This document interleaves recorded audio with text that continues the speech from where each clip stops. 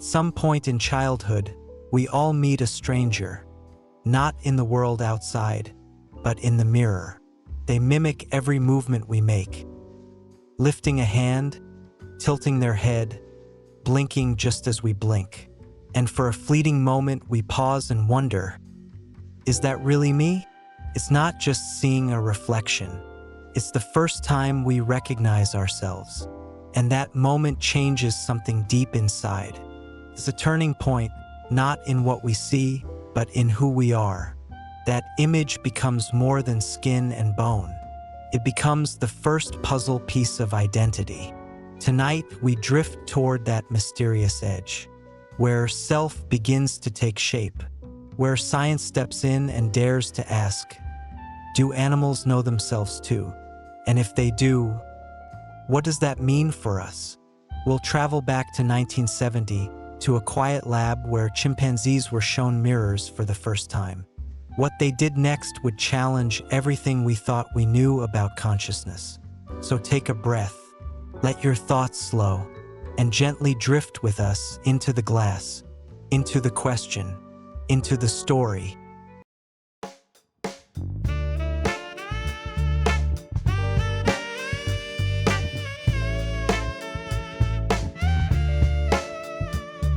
I'm still coming down from the weekend, Saturday night like we should.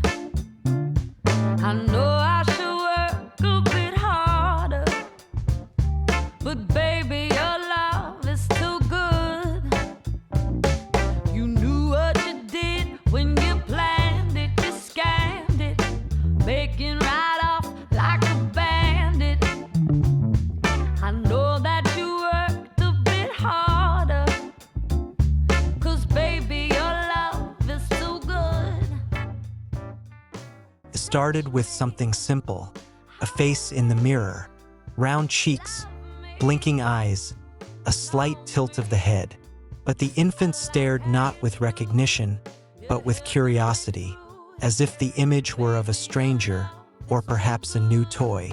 This ordinary scene, a baby meeting their reflection, is where one of psychology's most haunting questions begins. How do we know who we are? The mirror, it turns out, is more than just glass and silver. It's a stage where the mind steps out to see itself. And not every mind recognizes the performer. The notion that we can identify ourselves, not just a name or voice, but the very me of it all, is a surprisingly high-level mental skill. Psychologists call it self-recognition.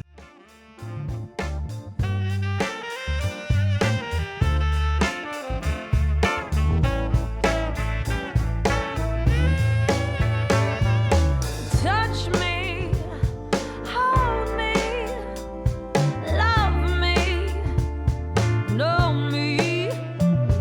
I like how you do it, you're helping me through it. Baby, your love is too good. And for decades, they weren't even sure if animals or very young children could do it at all.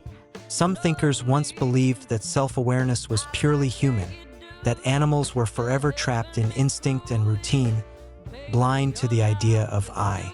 Philosophers pondered whether other creatures had minds or if they were just clever automatons. Even in the 20th century, many scientists assumed that recognizing yourself in a mirror was a uniquely human gift. But then came the red dot, a simple mark on the forehead, applied gently while the subject slept. And when they awoke and looked into the mirror, something either happened or didn't. That moment, when the eyes widen, the hand rises, and the fingers reach toward the dot, that was the turning point. This test, elegant and strange, became known as the mirror self-recognition experiment. And in 1970, psychologist Gordon Gallup used it to ask a bold question. Could chimpanzees recognize themselves? Gallup's approach was as straightforward as it was revolutionary. He placed a mirror inside the enclosure of each chimpanzee, letting them grow familiar with their own reflections. At first, the apes responded as if they were seeing another animal, with gestures, vocalizations, even threats. But gradually, their behavior changed. The chimps began using the mirror to inspect parts of their bodies they couldn't otherwise see. Their teeth, their backs, even places hidden from direct view. It was as if the mirror had unlocked a new awareness. This is me. Then came the real test, the red dot. While the chimpanzees slept, Gallup gently applied an odorless, red dye to their foreheads. When they awoke and saw themselves in the mirror, some of them reached up, not to the glass but to their own foreheads. They touched the mark. They examined it. They seemed to understand that the image was not another creature, but a reflection. It was subtle but unmistakable, and it shook the foundations of what many believed about the boundaries of self-awareness. Gallup's findings were the first strong scientific evidence that some non-human animals could recognize themselves. It wasn't just chimps either. Later studies would show similar results in orangutans, dolphins, elephants, and even magpies. But not all species passed the test, not even all humans. Infants under 18 months usually fail the mirror test. They might laugh, point, or pat the glass, but they don't yet make the connection. Somewhere between 18 and 24 months, however, something shifts. The baby who once played with the other child in the mirror now frowns, pokes their own nose, and looks behind the glass, as if searching for the truth. It's not just about vision or intelligence. Self-recognition taps into something deeper, a sense of self, of existing as a separate being, continuous over time. Gallup believed this capacity reflected a fundamental level of consciousness. The red dot, then, was more than a trick. It was a window into the architecture of awareness. But as with many ideas in psychology, not everyone agreed on what the test truly meant. Was touching the dot proof of self-awareness, or just learned behavior? Could an animal fail the test and still have a sense of self, just not express it that way? Those questions would linger, but Gallup's mirror test opened a doorway, not just into the minds of animals, but into our own, to that quiet moment when we look into the mirror and wonder, who is looking back? The setup was simple: a mirror, a chimpanzee, a quiet room where nothing much changed.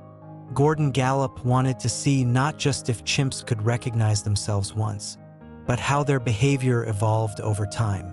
He began with 4 individuals, 2 males and 2 females, all with no prior exposure to mirrors. At first, the reactions were classic: startled looks, vocalizations, and even aggressive displays, much like what would happen if a real intruder appeared in their space. The chimps approached cautiously, peered behind the mirror, and gestured toward their own reflections. It seemed at first that they saw another chimp, but over the course of several days, the drama faded. Something else took its place: curiosity. They started to make faces, bare their teeth, and inspect themselves in ways they couldn't before. A male chimp would open his mouth wide and tilt his head, watching his reflection mimic every move. A female might turn her back to the mirror and crane her neck, trying to glimpse areas normally out of sight. This wasn't social interaction. It was self-inspection. Gallup noted these changes carefully. He saw that once the chimps stopped treating the image as another animal, they began using the mirror as a tool. They explored, they discovered, they adapted. It was a shift not just in behavior, but in awareness. Someone was waking up behind the eyes. Then came the test. While the chimps were sedated, Gallup applied a red, odorless dye to their foreheads in a spot they couldn't see without a mirror. When they woke up, the mirror was waiting, and what they did next became the heart of Gallup's claim. 2 of the 4 chimps reached for their foreheads. Not at random, not out of confusion, but deliberately. They touched the red spot. They rubbed it. They looked again and checked. These weren't mindless reactions. They were behaviors directed at their own bodies, guided by what they saw in the mirror. this, Gallup argued, was self-recognition, and it had never been documented in animals before. Not everyone was convinced. Couldn't it be that the chimps were just reacting to something odd, a sensation on their skin, maybe? But Gallup had a control group. For other chimps who received the same red mark but were never given a mirror. Those chimps showed no such behavior. No touching, no interest in the mark at all. Without the mirror, the dot didn't matter. It was the reflection that made it meaningful. Gallup extended the experiment to other species, but with mixed results. Monkeys, for example, didn't seem to get it. They responded socially, treating the mirror like another animal, but never made the leap to self-recognition. Dogs, too, showed little evidence of mirror awareness. Cats? Mostly indifference or confusion. But orangutans performed much like chimps, passing the mirror test with ease. Later still, dolphins would stun researchers by recognizing themselves, even using underwater mirrors.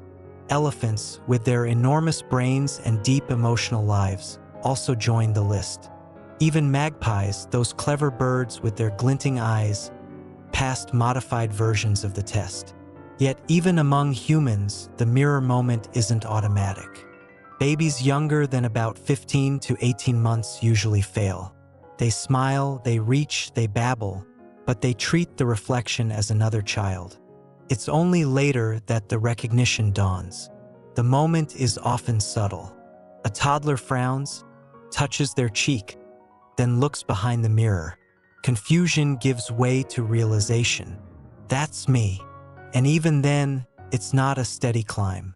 Some children fluctuate, recognizing themselves one day, not the next. Others respond in odd ways, laughing, hiding, or even showing embarrassment. It's a process, not a switch, and it tells us something profound. Self-recognition isn't just about seeing. It's about knowing, about connecting image with identity, about realizing, perhaps for the first time, that the person in the glass has always been you. Gordon Gallup's experiment didn't just stir curiosity. It stirred debate. After the first publication of his mirror test results, psychologists, biologists, and philosophers rushed in with questions. What exactly did the chimp's behavior prove? Was it truly self-awareness, or something more basic, like a learned association between movement and reflection? Gallup argued his case carefully. He noted that the chimp's actions weren't random or reflexive. They used the mirror to inspect body parts otherwise invisible. They adjusted their posture, explored injuries, picked at food stuck in their teeth. These weren't behaviors aimed at another animal, they were aimed at the self. The red mark test simply sealed it. But the deeper question lingered. What is self-awareness?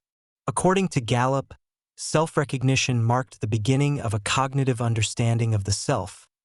The idea that I am an entity, distinct from others. In psychological terms, this is a cornerstone of identity. If you can see yourself, acknowledge that the body in the mirror is your own, and act upon that knowledge, you've taken a step toward personhood. Still, not everyone interpreted the findings the same way. Some researchers suggested alternative explanations. Perhaps the mirror responses were due to extended learning. Maybe the chimps weren't recognizing themselves, but simply forming a connection between movement and reflection through repeated exposure. In other words, it could be operant behavior, not consciousness. Others questioned whether the mirror test could capture the full spectrum of self-awareness. What about animals with limited vision, or creatures who rely more on smell or sound? Dolphins pass the test, yet they don't rely on sight in the same way primates do. Birds like magpies, despite vastly different brain structures, also succeeded. How? These questions pushed psychologists to think broader. Maybe self-awareness wasn't a binary trait, on or off, human or not. Maybe it existed along a continuum, from basic body awareness to memory of past experiences, to abstract thinking about one's role in the world. The mirror test might detect just one layer, a critical one, yes, but still just a piece. Interestingly, when human infants are tested, their success aligns with neurological development. Around 18 months, a child's brain reaches a milestone in connectivity, especially between the frontal cortex and sensory areas. It's no coincidence that this is also when language use explodes, memory strengthens, and the first signs of empathy appear. In other words, self-recognition in the mirror is part of a broader web of mental functions. The child doesn't just recognize their face. They begin to build a coherent sense of me, a self that remembers, plans, feels, and eventually asks, "Who am I?" Gallup believed that this capacity in animals implied more than cleverness. It hinted at consciousness. Not just waking awareness, but reflective thought. The kind of awareness that asks not only, "What is that?" but "What am I?" And for creatures who passed the test, he believed, the answer was clear: "That's me." Later researchers expanded the test to look for emotional responses. For instance, when some primates saw themselves with paint or a sticker, they didn't just touch it, they showed signs of embarrassment. Children, too, sometimes giggled, blushed, or looked away. These reactions suggested that beyond recognition, there might also be evaluation, a sense of how one appears to others. This opened the door to an even richer interpretation, that mirror self-recognition might also tap into social awareness. Knowing who you are might go hand in hand with knowing how you are seen. It was no longer just a red dot on a forehead. It was a question that echoed in the deepest parts of the mind. Gallup's mirror test made headlines, but its ripples extended far beyond the lab. Researchers in medicine, developmental psychology, and even philosophy saw something profound in the way creatures responded to their own image. If self-recognition hinted at consciousness, could the mirror test help us understand what happens when that consciousness fades? That's where clinical psychologists entered the picture. Doctors began to apply versions of the mirror test to people with certain neurological conditions, especially Alzheimer's disease. In early stages of Alzheimer's, many patients still recognize themselves. But as the disease progresses, some begin to respond to their reflection with confusion or even hostility. A woman might ask, "Who is that old lady in my room?"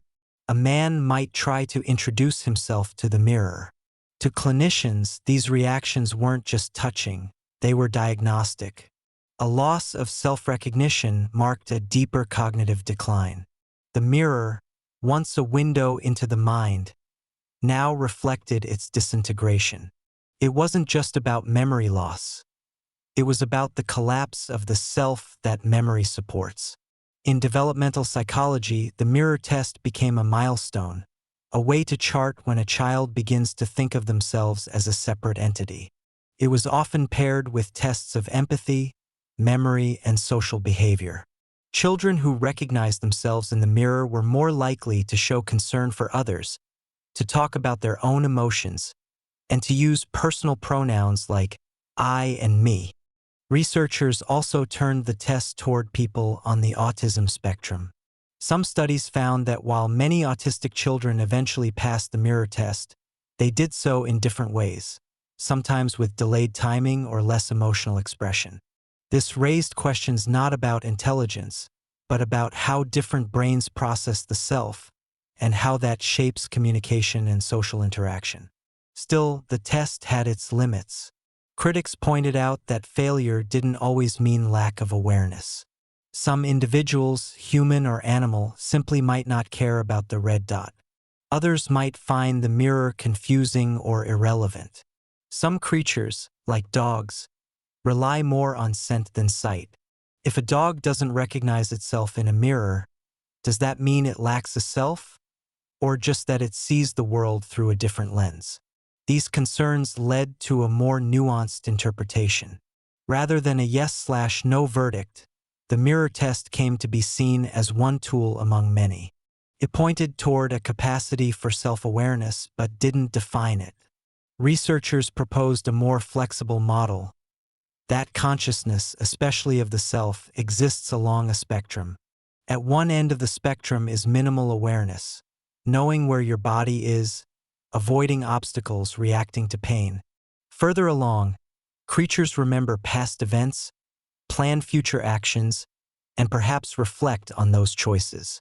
Somewhere near the high end is meta-awareness. Not only knowing who you are, but knowing that others know it too. This idea of layered consciousness reframed how people thought about animals, children, and even themselves. Selfhood was no longer a switch to flip, but a flame to nurture.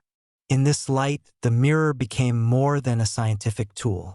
It became a symbol, a reminder that identity isn't static, that the self we see today may not be the same as the one we remember or the one we'll become. And so, a test that began with apes and a red dot found its way into hospital rooms, classrooms, and philosophical debates. It helped us ask questions not just about cognition, but about dignity, empathy, and the fragile architecture of identity itself. There's a quiet kind of magic in recognizing yourself. Not the casual glance in the mirror while brushing teeth or straightening a collar, but that moment, subtle and rare, when you pause and wonder, is that really me? It's a question that's haunted philosophers and psychologists alike, and it lives at the heart of Gallup's mirror test. But beyond the science, beyond the data points and debates, lies something even more delicate: the feeling of being someone. What does it mean to know yourself? To see your face, your eyes, and recognize the history behind them, or perhaps question it? Gallup's mirror test became more than just a tool. It became a mirror in its own right, not just for chimps or children, but for the field of psychology itself. It asked researchers to look inward, to consider whether consciousness is a fixed trait or a fluctuating experience, whether the self is a thing to be discovered or something we construct moment by moment. For the animals who passed the test, the chimps, the dolphins, the elephants, we were forced to rethink what we thought we knew. These weren't simple creatures acting on instinct. They had a sense of selfhood, maybe even a kind of dignity. And if they did, what did that mean for how we treated them? For humans, the implications ran even deeper. The mirror became a symbol of development, of decline, of difference. The child who touches the red dot is no longer just a body. They are a person. The patient who no longer recognizes their own reflection is not just forgetful. They are losing something foundational. And for those whose minds work differently, autistic children, for example, the test offered not judgment but insight. And yet, what if the mirror lies? Not because it shows something false, but because it shows only the surface. After all, the image we see is always slightly off, reversed, flattened, frozen in a single angle. Cannot reflect our thoughts, our intentions, our memories. Only we can feel those. This opens up a deeper question. Maybe the true mirror of the mind isn't made of glass at all. Maybe it's in our relationships, in the way others respond to us, in how we are remembered, in the stories we tell ourselves at night. The mirror test may reveal the first glimmer of self-recognition, but it is only the beginning.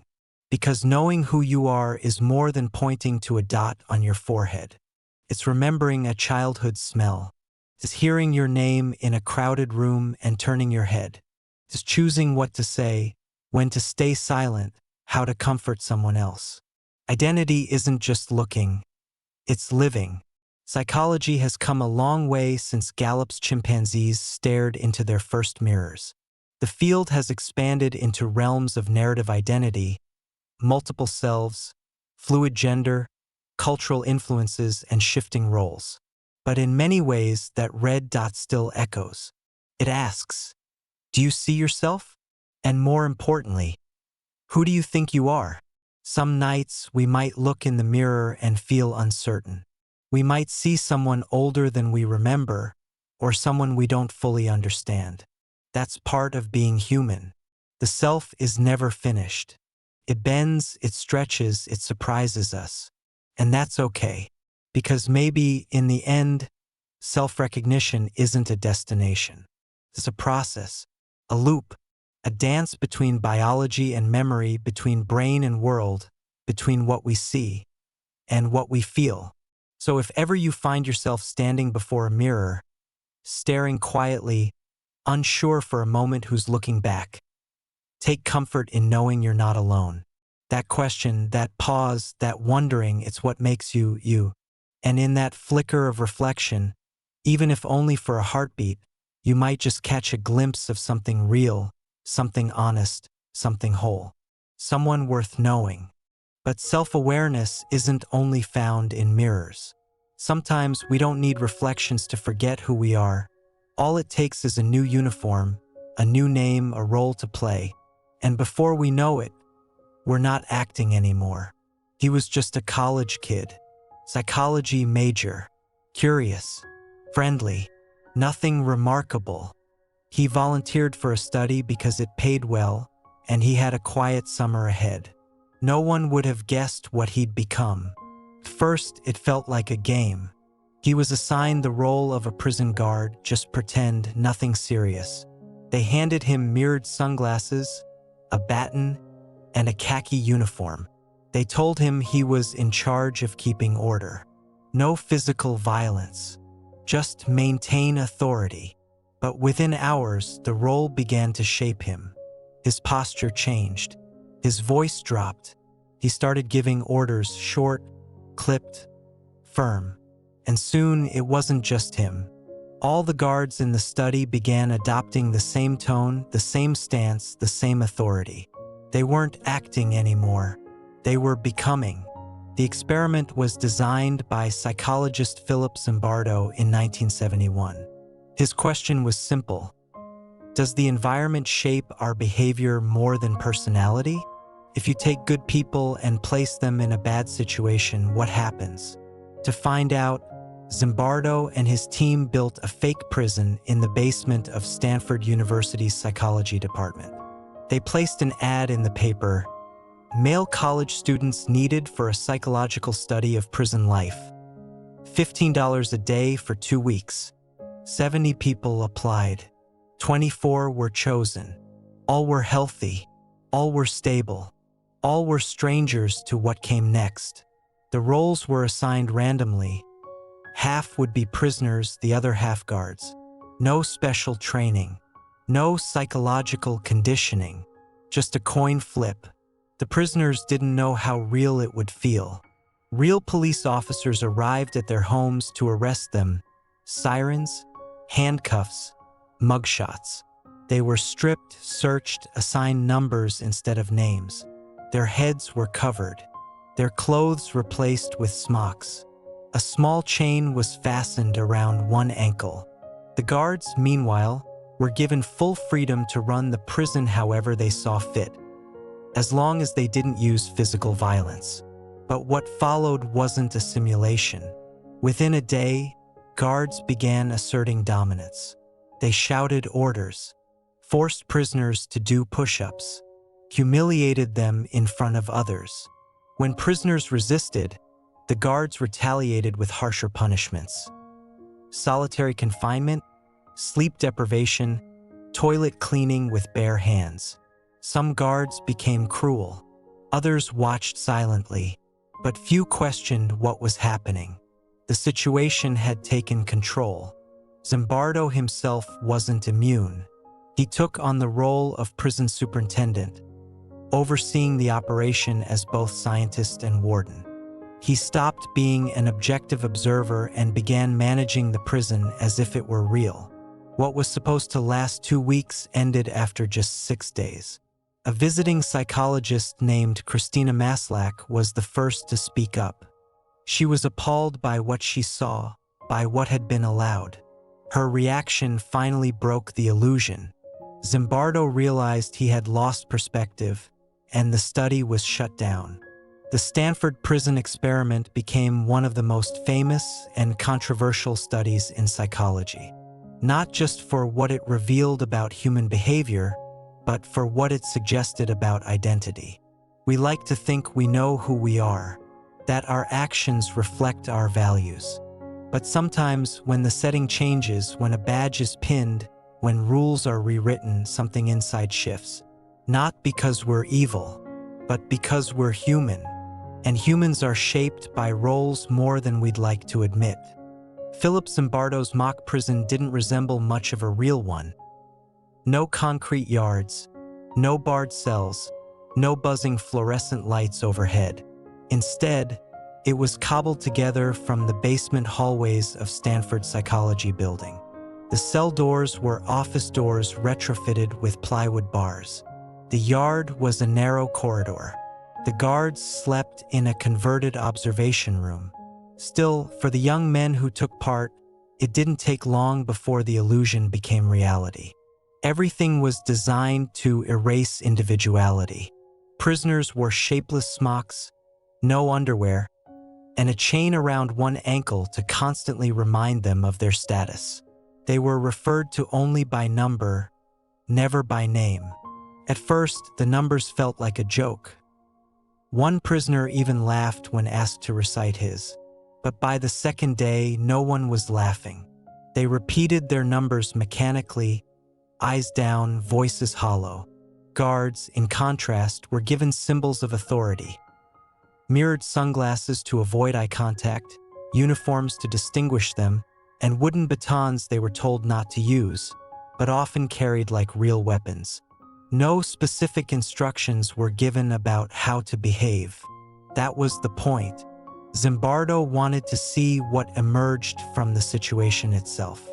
He called it de-individuation, the process by which people lose their sense of personal identity in a group or role. Masks, uniforms, and titles can all contribute. With their real selves hidden, people often feel freed from responsibility.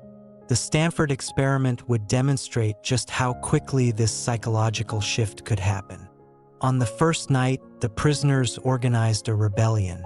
They barricaded their cell doors with beds, refused to follow instructions, and mocked the guards. It was the kind of minor chaos expected in a simulation. But the guards responded with surprising aggression. They used fire extinguishers to blast the prisoners, stripped them naked, and threw the ringleaders into solitary confinement. A dark, closet-sized room with no light and little air. And then things escalated. The guards began organizing the prisoners into good and bad groups. Those who followed orders were rewarded with privileges. Extra food, softer treatment, time outside the cell. The bad prisoners were punished. Sleepless nights, forced exercises, humiliation. Sometimes they were made to clean toilets with bare hands or reenact demeaning scenes. One guard invented a game called The Hole, where prisoners had to simulate being trapped in an invisible box. All of this happened within 48 hours. Zimbardo and his team watched from behind one-way glass, taking notes and occasionally intervening to keep order. But more often, they didn't intervene at all.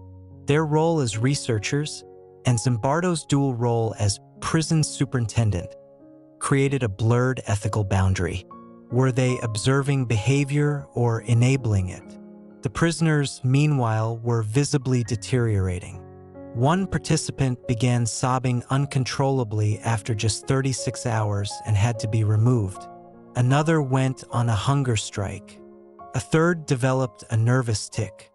The guards began working in shifts, and even those who were off duty stayed late. Not because they were paid more, but because they were invested. The role had taken hold. Perhaps most disturbing was how ordinary it all seemed by the third or fourth day. What had once felt like a study now felt like an institution. Guards stopped asking whether their actions were appropriate. Prisoners stopped asking whether they could leave. In fact, when one prisoner tried to exit early, Zimbardo tried to persuade him to stay, not as a researcher, but as a superintendent worried about losing inmates. That moment was a turning point. The simulation had consumed its creators. It wasn't until an outsider, Christina Maslach, a fellow psychologist and Zimbardo's future wife, visited the prison and reacted with shock that the spell was broken. She demanded to know why no one had stopped the abuse, why no one had spoken up. Her reaction jolted Zimbardo into seeing the situation for what it was. Not a game, not a simulation, but a real psychological collapse. The study was terminated the next morning, after just 6 days.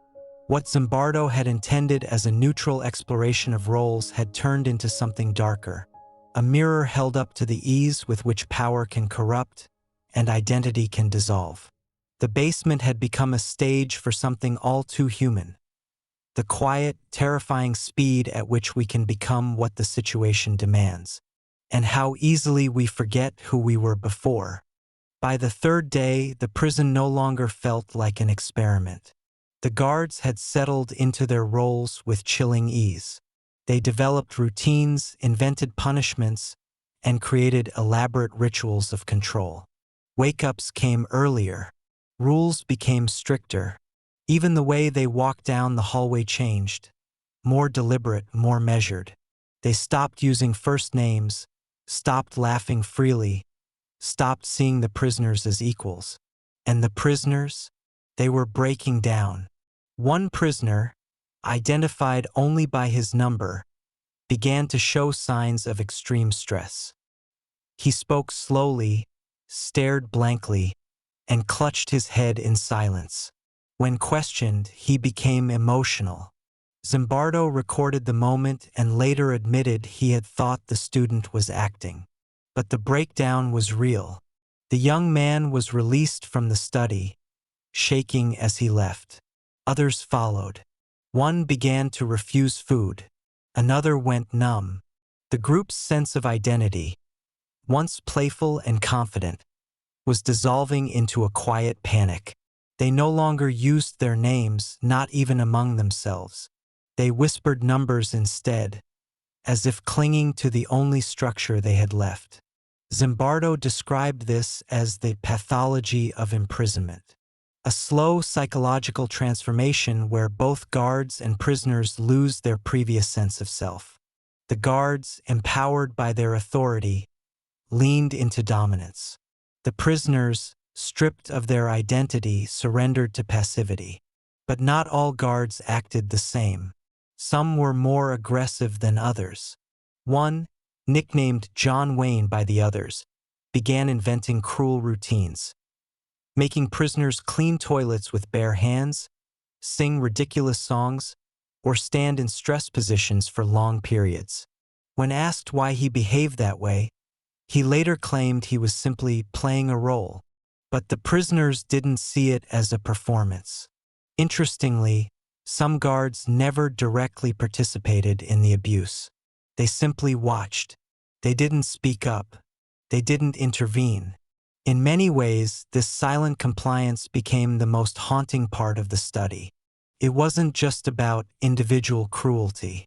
It was about what people allow when they're told it's not their responsibility. Zimbardo himself reflected on this often.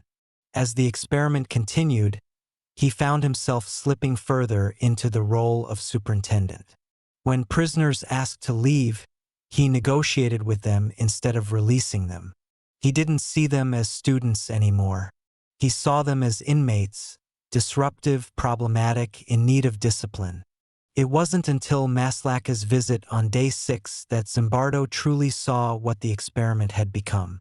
When she confronted him, she didn't talk like a scientist. She spoke like a human being. She asked why no one was stopping the cruelty. She asked how the participants, especially the prisoners, would be affected in the long run. Zimbardo ended the study the next morning. The Stanford prison experiment had been intended as a 2-week simulation. It lasted 6 days. What made it so disturbing wasn't just the speed of the breakdown. It was the fact that nothing was forced. No guard was ordered to be cruel. No prisoner was told to submit. Yet they did. Freely. Repeatedly. The roles themselves were powerful enough. Later interviews revealed that many participants were deeply affected by what they had done or failed to do. Some guards expressed guilt. Others rationalized their behavior. A few admitted they were surprised by how quickly they adapted, how easy it was to stop thinking and just follow the script. Zimbardo concluded that people are not inherently good or bad, but highly responsive to context. The environment, the role, the uniform, all of these can override personal values if the structure supports it. And when accountability fades, darkness can rise quickly. It wasn't about a few bad apples, he said. It was about the barrel. And that barrel, it turned out, could be built in a basement with plywood walls and student volunteers. The implications of the study echoed far beyond Stanford. In classrooms, courtrooms, and military training programs, Zimbardo's findings would challenge the way society thinks about power, identity, and moral responsibility. But in that moment, in that dim, silent basement, the lesson was far simpler. Who we are can disappear faster than we think. When the experiment ended, the participants left the building in silence. No one celebrated. No one cheered. They carried their belongings, smocks, clipboards, memories, back into the sunlight as if waking from a strange dream. But the effects lingered. In the days and weeks that followed, Zimbardo conducted debriefing interviews. He needed to know how deeply the roles had penetrated. What he found was unsettling. Many of the guards expressed surprise at their own behavior. Some had considered themselves gentle, even passive, before the study. Yet, when placed in uniform and given power, they had acted without mercy. One admitted, "I was just doing what everyone else was doing." Another said, "It wasn't real, but it felt real. I felt like someone else." These weren't monsters. They were ordinary students. But in the right situation, they had played a part, and the part had played them. The prisoners, too, were shaken. One described the experience as humiliating. Another said he still had trouble sleeping, thinking about how powerless he had felt. They spoke of the loss of identity, the fear, the isolation. It hadn't taken much, just a number, a uniform, and a set of expectations. Zimbardo himself wasn't immune. He later admitted that his own behavior troubled him most. As the superintendent, he had prioritized the experiment over the well-being of the students. He had failed to recognize suffering. He had stopped asking ethical questions. In his words, "I became part of the system I was trying to study." Critics would eventually descend on the Stanford prison experiment. Some questioned the ethics of allowing such psychological distress. Others doubted the scientific rigor. They pointed out that Zimbardo had loosely guided some of the guards, that the participants may have acted to please the researchers. These critiques raised important points about consent, about manipulation, about how far a study should go. Still, few denied the emotional truth of what had occurred. The Stanford prison experiment didn't just reveal what people could do.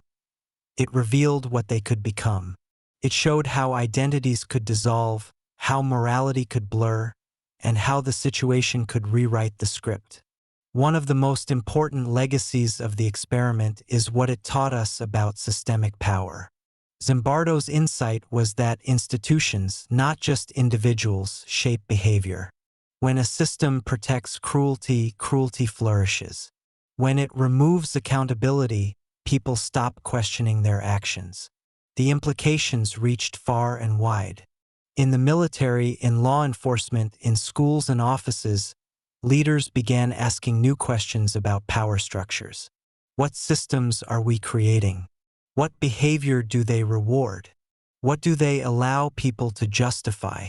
In later years, Zimbardo would become an advocate for ethical responsibility. He emphasized the need for transparency, accountability, and critical reflection, not only in research but in everyday life.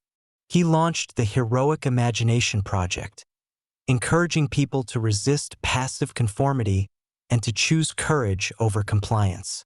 Because the lesson of the Stanford prison experiment isn't just about guards and prisoners. It's about how easy it is to fall asleep in your own life, to play a role so well that you forget you're performing. It's about the power of context and the need to wake up from the scripts we're handed. In classrooms today, the experiment is taught with caution. It's a story of science, yes, but also of ethics, a reminder that research has consequences, that exploring the human mind means holding it gently. But even now, decades later, the questions linger. Would you have acted differently? Would you have spoken up? Or would you, like so many others, have followed the rules and lost yourself in the role? There's no easy answer. But maybe that's the point. Maybe understanding human behavior starts with admitting how fragile identity can be and how quickly the mask can stick. The story of the Stanford prison experiment doesn't end in that basement. It echoes through classrooms, courtrooms, headlines, and history. It's been debated, reenacted, criticized, defended, and taught in almost every psychology course for the last 50 years. But beyond the citations and controversies lies a simpler truth. It made people ask hard questions about themselves. What makes us who we are? How stable is our identity when the world around us shifts? The experiment suggested something both uncomfortable and liberating, that the line between who we are and what we do isn't as solid as we like to believe. Change the situation, the rules, the expectations, the costume, and people change too. Zimbardo later drew a comparison to real-world events. Prisoner abuse scandals in military settings. Police brutality in systems with little oversight. Workplace bullying that's tolerated because that's just how it is. The names and settings are different, but the patterns are familiar. Power unmonitored, identity warped, silence rewarded. But there's another side to the story, one that Zimbardo emphasized in his later work. If the situation can lead us toward cruelty, it can also lead us toward courage. If roles can crush identity, they can also elevate it. The same mechanisms that push people down can lift them up. In this way, the Stanford prison experiment became not only a warning but a challenge. Zimbardo launched initiatives to teach what he called heroic imagination, the idea that everyday people can resist toxic systems by choosing to think differently, to notice when a role begins to reshape them, to speak up when a situation feels wrong, to imagine themselves not as passive players, but as agents of change. This shift from "what would I do" to "what will I do" marked a new chapter in psychology.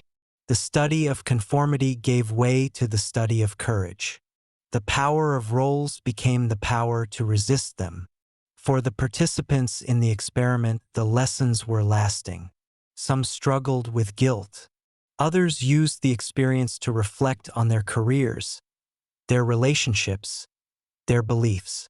A few went on to work in justice reform or counseling. And Zimbardo, once the architect of a simulated prison, became a voice for ethical vigilance.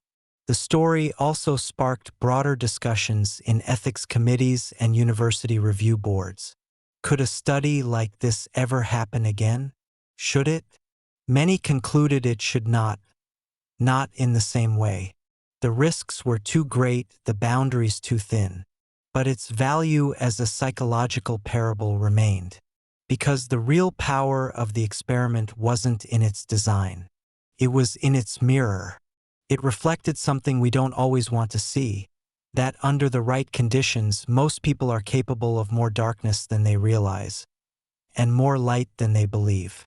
And so the study lives on, in conversations about justice, in questions about identity, in quiet moments when someone pauses before acting and wonders, is this really me? It lives on in the choice to step out of a role that no longer fits, to question authority when it feels wrong, to treat others as human, even when the system says otherwise. In the end, the Stanford prison experiment doesn't give easy answers. It doesn't say who's good or bad, right or wrong. What it offers is a kind of gentle warning and a call to awareness, because roles are powerful, but so are we. And when we choose presence over performance, integrity over identity, and courage over comfort, we remember something essential, that beneath the uniform, the title, the expectations, we are still ourselves. If we choose to be, some shifts in identity are loud, uniforms, power, performance. Others are quieter. They don't come from the outside world, but from within, from the very structure of the mind itself. Because what happens when you split the brain in two, and both sides keep thinking? They called him Joe, a quiet man, polite, soft-spoken, in most ways entirely ordinary. But inside his head, something extraordinary was happening. Something that would challenge everything we thought we knew about consciousness. Joe had undergone a rare surgical procedure. To treat severe epilepsy, doctors had severed the connection between the two halves of his brain, the corpus callosum. The surgery worked. The seizures stopped. But something strange emerged in their place. Joe's left hemisphere and right hemisphere could no longer communicate directly. Each side of the brain was now operating independently, processing information without informing the other. And yet, on the surface, Joe seemed unchanged. He could walk, talk, laugh. He read books and watched television like anyone else. But then the psychologists came. Roger Sperry and Michael Gazzaniga, pioneers in brain research, invited Joe into their lab. They weren't interested in epilepsy. They were interested in the self. If the brain was split, was the mind also split? And if so, who was Joe? The experiments began simply. A word, say, key, would be flashed to Joe's left visual field. Because visual information from the left field is processed by the right hemisphere, only the right brain saw it. When asked what he saw, Joe said nothing. But when asked to reach under a curtain and pick up the object with his left hand, controlled by the right hemisphere, he grabbed a key without hesitation. This puzzled the researchers. Joe's right brain had clearly seen the image and directed the hand to respond. But his left brain, which controlled speech, had no idea. Couldn't explain the action because it hadn't seen the stimulus. That's when things got even stranger. In another test, the word ring was shown to the right visual field, processed by the left hemisphere. Joe could name it easily, but when asked to pick up the object with his left hand, he hesitated. His right brain hadn't seen the image, so the hand fumbled blindly. These experiments revealed a hidden truth. Joe's brain wasn't just split anatomically, it was split perceptually. Each hemisphere had access to different information, and they couldn't share it with each other. It was as if two minds now lived in one skull. Sperry and Gazzaniga called this dual consciousness. Not in the mystical sense, no spirit splitting or ghostly doubles, but in the neurological sense. Two systems, each capable of processing input, forming intentions, even taking action, but only one with the power to speak. One of the most astonishing moments came during a drawing task. The word toad was flashed to Joe's right hemisphere and the word stool to the left. Joe was asked to draw what he saw. His left hand drew a toad. His right hand drew a stool. When asked why he drew those images, Joe's left brain, unaware of the toad, said, "Oh, it's a toadstool."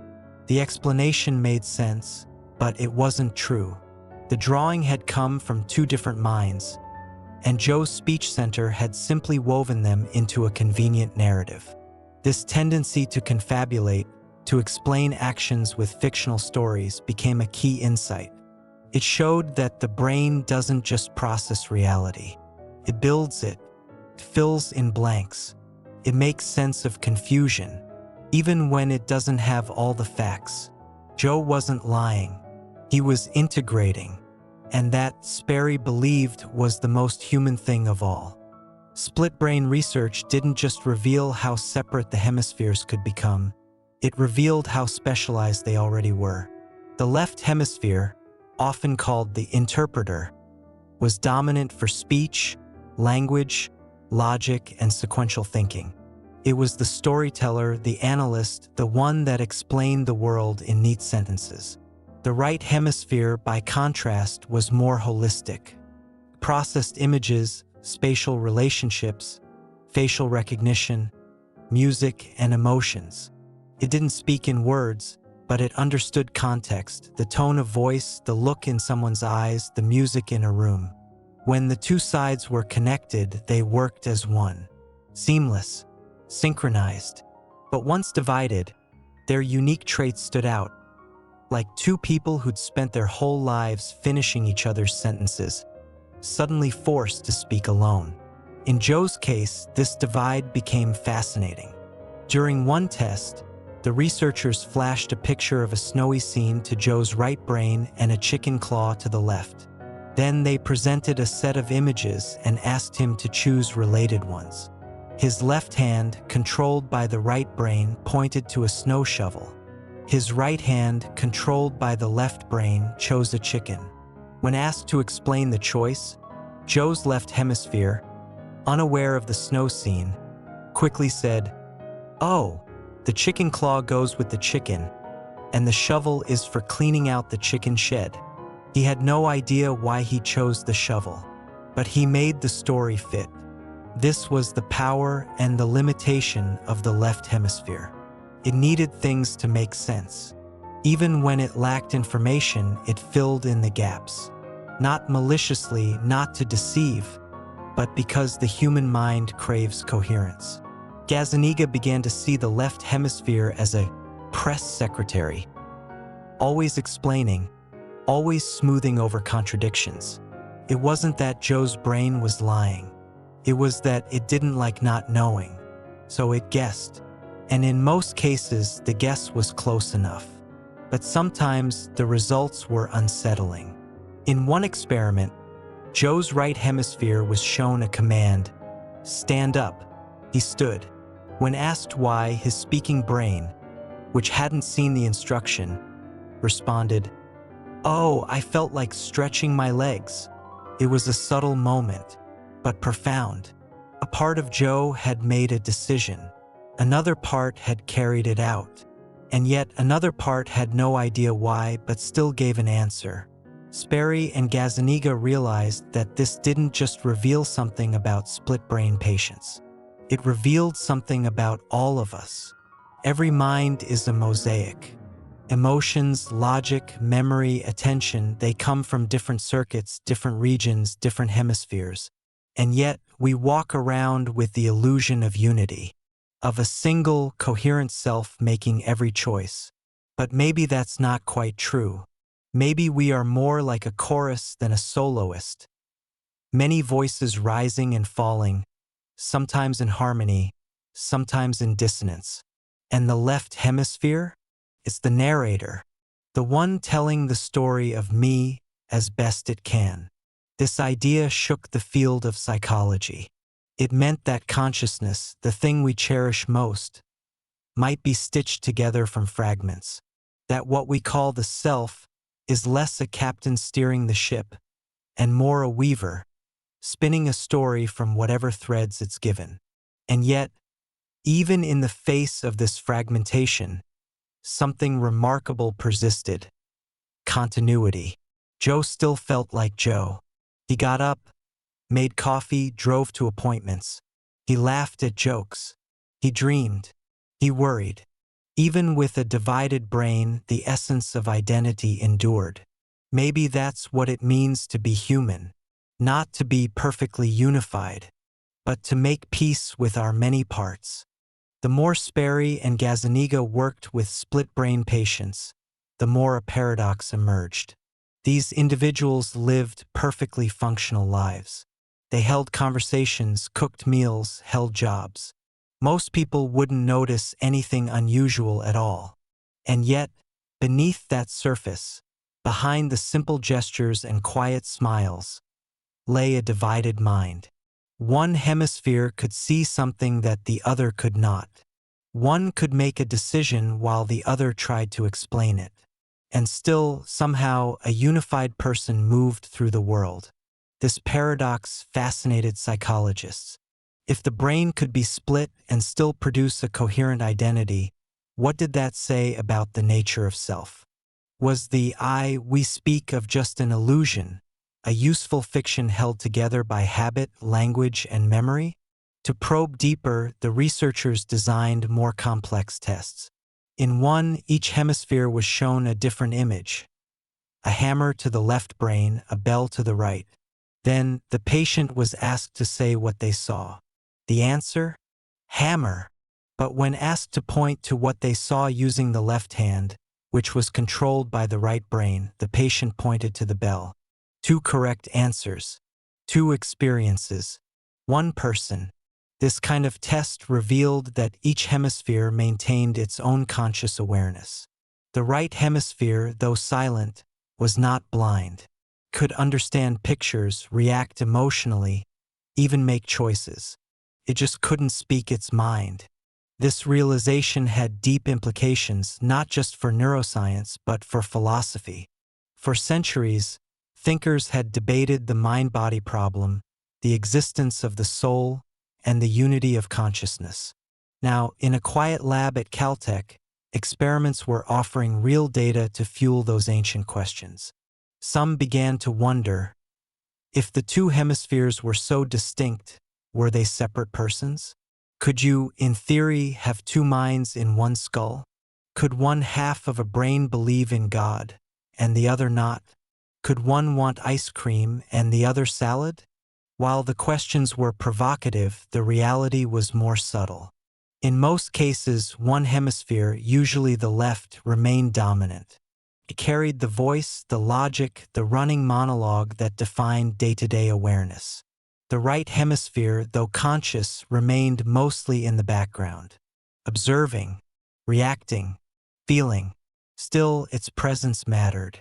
In one patient, the right hemisphere showed signs of distress when presented with certain emotional stimuli, faces expressing anger or sadness. The left brain couldn't explain the reaction, but the body reacted nonetheless. Heart rate spiked, muscles tensed. Something had been seen even if it wasn't said. These emotional undercurrents revealed another layer to the split brain story, the division between knowing and feeling. The left hemisphere might narrate the world, but the right hemisphere could feel it. Gazzaniga began to believe that consciousness wasn't located in any single part of the brain. Instead, it was a dynamic process, an orchestra of neural systems constantly interacting, integrating, and adapting. The split brain research didn't prove dual minds so much as it proved modularity. The brain as a network of semi-independent functions, stitched together by a shared goal. And that goal? To survive, to understand, to act.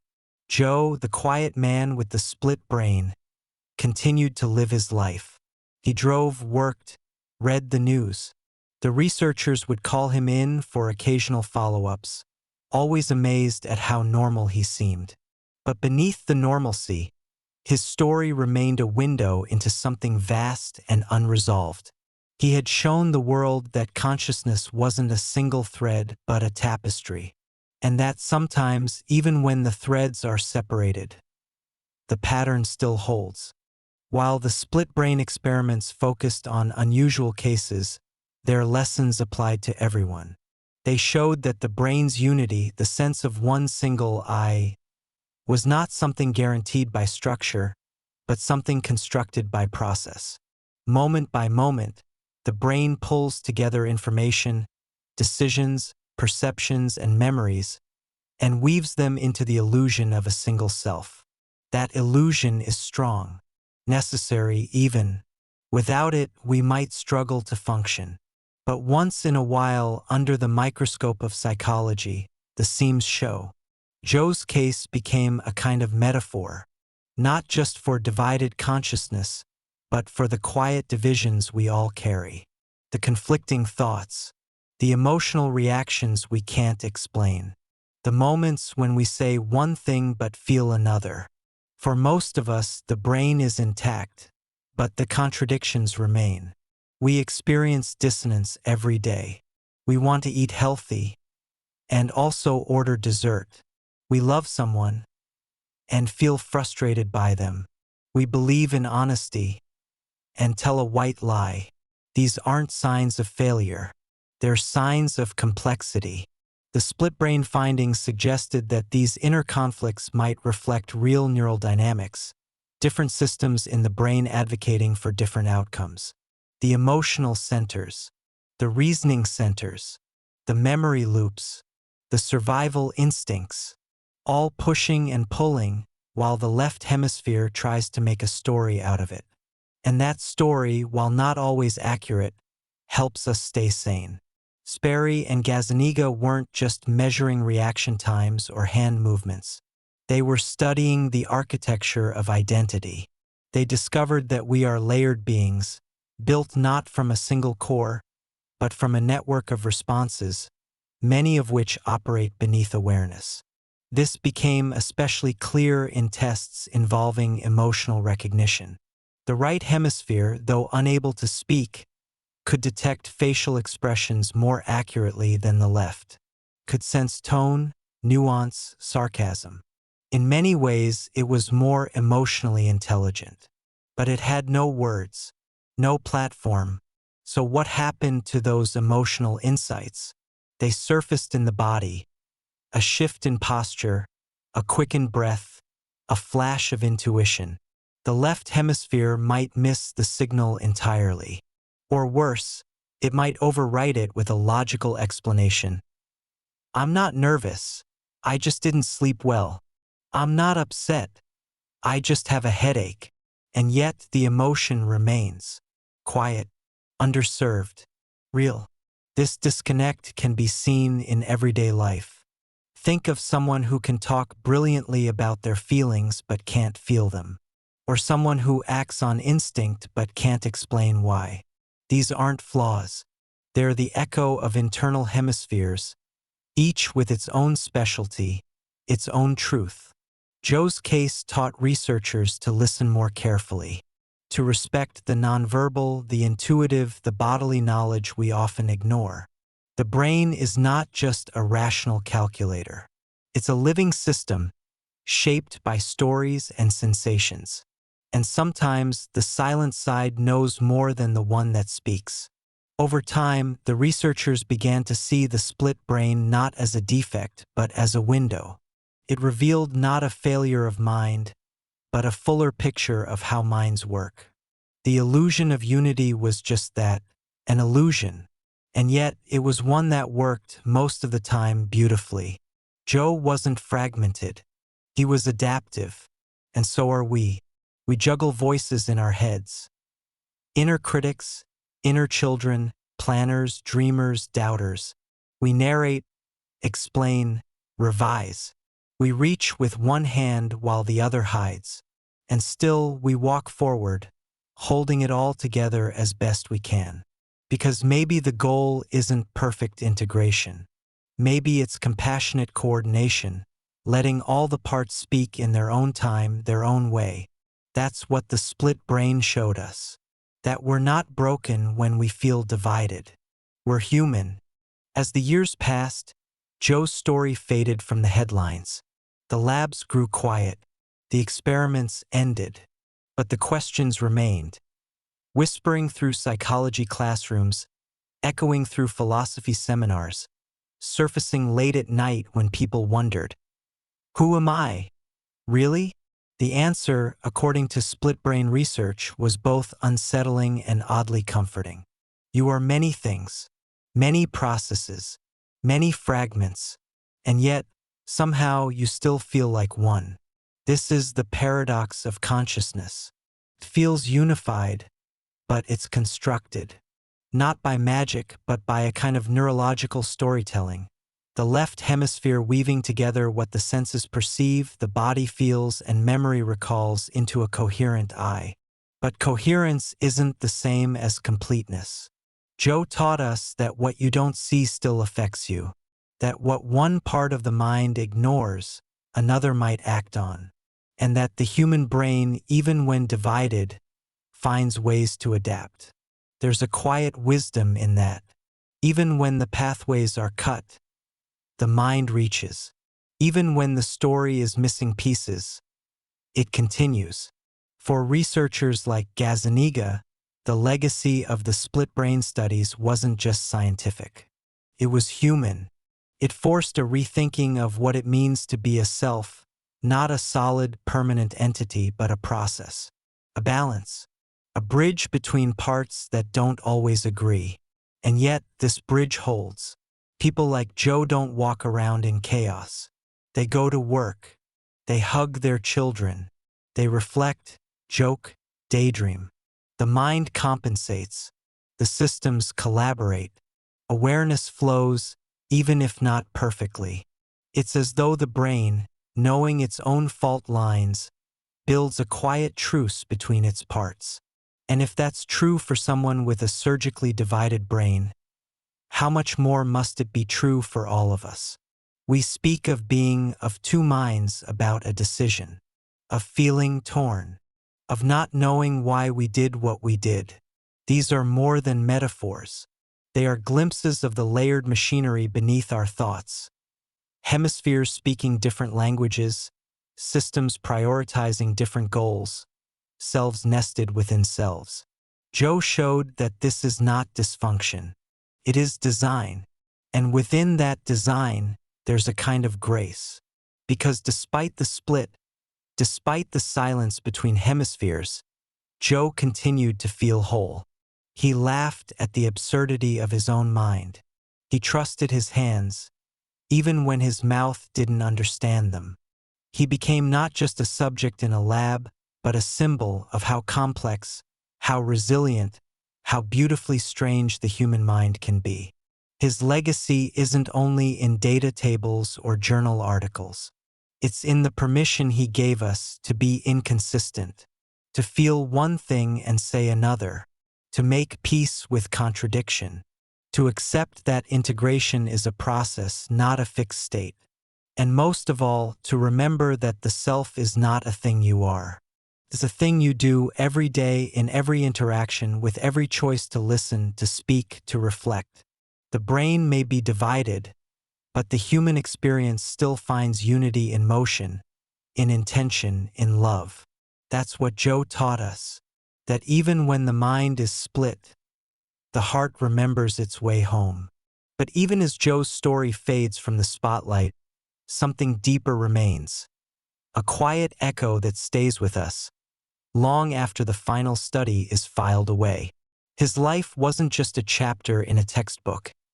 It became a mirror reflecting something essential about our own minds, that the self, for all its mystery, is not one solid thing, but a process in motion, a balancing act between parts that don't always agree. We often speak of inner conflict as if it's a flaw, as if being of two minds means we're broken. But Joe's story reminds us that inner division isn't a failure. It's human. Behind every hesitation, every contradiction, every moment of doubt, there is a deeper truth, that the mind, even when fractured, keeps trying to find coherence. And that effort, the reaching across silence, the attempt to understand ourselves, is what makes us whole. Not because we're always aligned, but because we keep trying to bridge the gap. The heart, even when stretched between two minds, remembers its direction. It reaches for peace even when logic and language fall short. Joe may have lived with a brain divided, but his life, his laughter, his relationships, his quiet strength, spoke of something greater than structure. It spoke of resilience, of the mind's capacity to adapt, of the self's ability to hold tension without falling apart. And perhaps that's what his story leaves us with. Not just knowledge, but permission to be inconsistent, to feel deeply, to evolve in layers, to stop waiting until everything makes sense before we begin to live truthfully. Because in the end, the self isn't something you find. It's something you create slowly, daily, in conversation with your thoughts, your actions, and the people you choose to love. Joe's legacy lives on in that truth, that even when the mind is split, the human spirit still finds its way home.